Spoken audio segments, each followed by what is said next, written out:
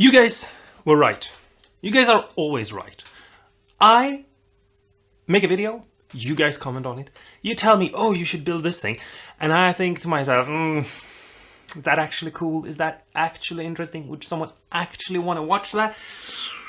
And, you know, you guys are right. I decided to build something that you suggested that I should build. An experiment. I should try it out, see what happens.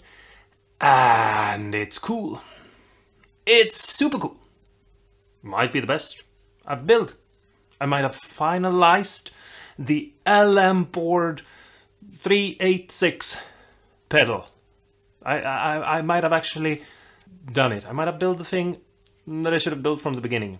And maybe we're just done with it now. I don't know.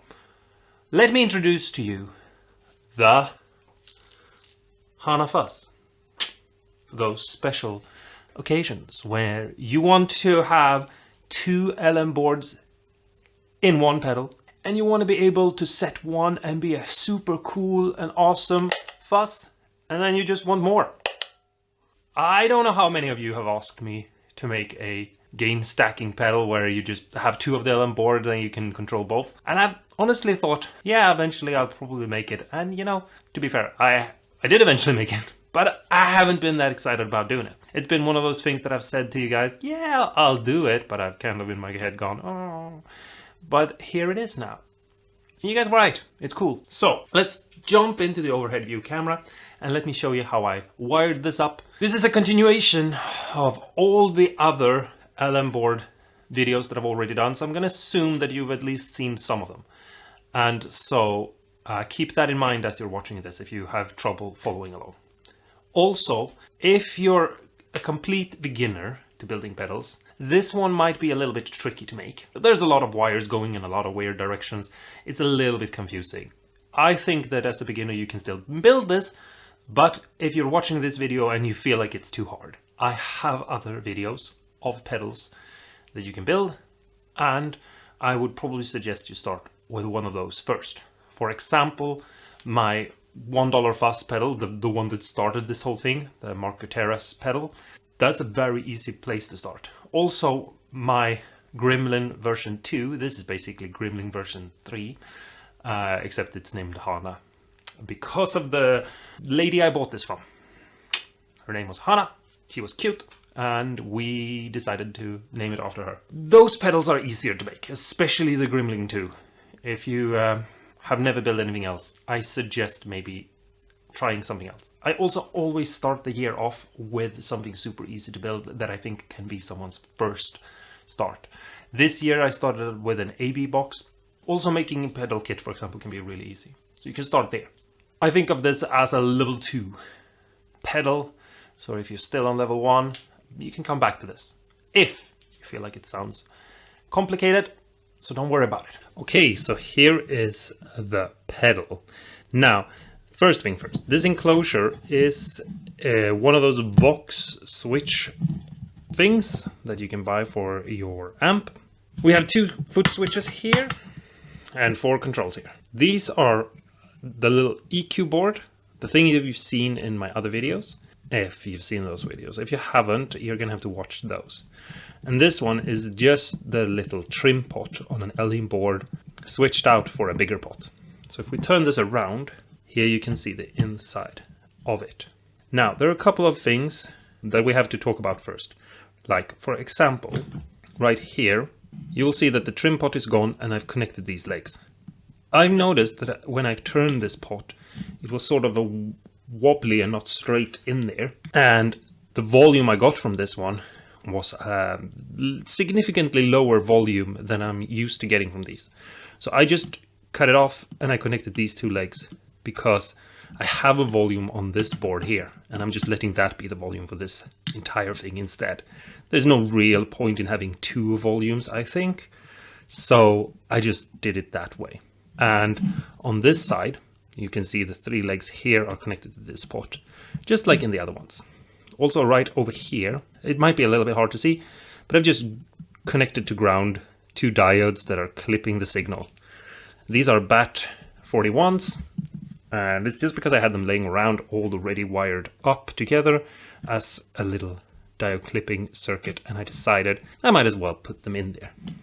So with that out of the way, let's go through everything. Here we have 2 jacks, here we have the LM board, and here we have the extra pot, and here we have 2 switches, and here we have a LED. Now this LED is special because it can actually go from 3 different colors. It will have a ground leg, and then it will have 3 different legs depending on what color you want to use. There's a blue leg, which I have cut off. There's a green leg, which you can see as the green wire. And then there's a red leg as the red one. And the reason why I did it that way is because I didn't really want to have to wire up 2 LEDs. And I thought it would look neater having it like this. I have a little wooden spacer right here, as you can see. And that is just because it really popped out pretty far. And I was a little bit scared that I would step on it and push it back in if my foot hit these switches. And so I just wanted to reset it a little bit.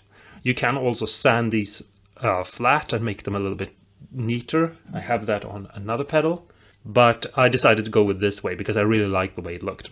I also have 2 spacers of wood here under the LM boards, but that's just to raise them up, and also so that the ground connection won't go against the metal enclosure and potentially short something out, because obviously on the underside you have little connections just like you have on the top as legs are poking through. So let's take a closer look. So your guitar will come in through this jack here. It's the old, you know, if you have the pedal like this, you plug in there, but when you turn this around, it gets upside down. I have a couple of pieces of tape here and there, but those are just to hold down the cables.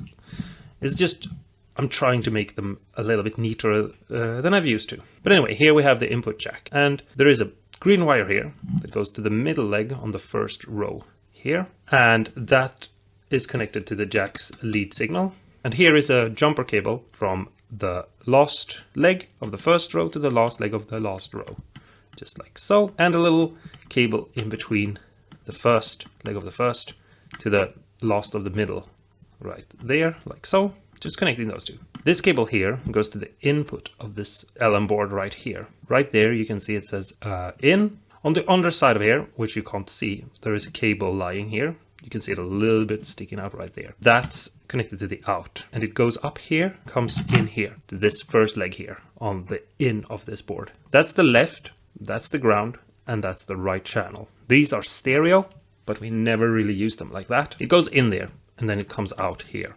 There's a little text right there saying out. So you have to think about that you connect the left and the left, the ground and the ground. This ground wire here is connected to the LM board to ground it. There's also a ground wire here going to the jack so that everything is grounded to the enclosure because it's grounded through the metal of jack. There's another ground here going to the DC right there. Back to this switch, and that is just so that there will be power. Back to this switch. We have a tiny little green wire in the middle right here, the middle leg of the entire switch, going all the way across to here, to the middle leg of this switch. This switch has 6 legs instead, and the middle leg here is connected to that. In between here, there is a resistor. Now you can decide for yourself what value you want. This one I'm using right here is a 2.7K resistor. On the upper row of this first row on this switch, there is a red wire connected to the red leg of the LED, and on the lower here, there is a green wire connected to the green leg. That means that when I press this switch, I can switch between either having the resistor connected to the red or down to the green, because it's the middle leg that is connected to either row. There is a DC cable from the jack right here. It's a ground wire going to the ground of the LED. The LED has a ground leg connected right there, and that will let me turn the LED on, but also decide which leg and which color is connected. Then up here we have a tiny little white cable. It's the middle row's first leg, and it's connected over here to the DC, the positive, which is the last leg on the switch, not the middle leg. Basically, that means that when this switch is turned on and the effect goes on, this is also connected to the resistor, connected to the LED. So this will only light up when this switch is flipped or pushed, and the color will change depending on how you push this. Now we get into the little bit more strange things. We have a ground wire here connected to this ground right here. We also have a ground wire here connected to the DC here so that we can get power. We also have a positive DC here going to the VCC right here, and then here the output goes to this second upper leg right here, and that leg is then also twisted together with another cable. So there are two cables connected to this leg right here, and that goes to the in of this board right here. And on this end, on the out, we have a wire connected to the last of the second row, to that leg right there. On the middle here, we have a wire connected to the first leg of the last row of the switch right there. That means that when your guitar signal comes in here, it can either go down here and up here to that jack and be bypassed, no effect. Or you can flip this switch, turning the effect on, and it will go through the jack here, through this cable here, in here, through this pedal here, or this LM board, into this EQ here, where you can modify and change the sound, through this, in here. And here, it will go down here, to this leg here, over here, and down here, and then out to the jack, being a single LM board fuzz. Or, when the signal gets here, you can flick this down, changing the color from red to green, and also, instead of having this leg connected to this, it will be blocked off, and this leg will be connected instead. And that means that this signal will have nowhere else to go but in to the input of this LM board, and it will come out of this and get connected there, go all the way back here, be connected down here to this, and go out the jack. And I hope I have explained all of this super duperly. Yes, that's a word. There are a couple of things to keep in mind. First of all, make sure your LM boards work. And secondly, make sure that these little trim pots works, because sometimes you have to just modify them. Make sure your LEDs work and your switches work, and check that everything is connected and looks somewhat, at least, nice and neat. There you have it. That's how I made this. And it's actually pretty cool. If you have any questions, you can talk to me in the comments below. And I encourage you to do so, because I realized that I'm not building the pedal, I'm showing you how I made it. And if you want to tell me what you think about the pedal, I would appreciate it, because I think it's pretty cool for a fuzz, and I hope you think so too. So let me know what you think in the comments below. But anyway, let's go and listen to this. I'll give you a quick little demo of it. And yeah, I encourage you to build it. It's fun, and that's the most important part. We're here to have fun. And until next time. I don't know what I'm doing. Stay awesome and cool. And go and build yourself a fun, cute little fuzz pedal. You can put it into anything.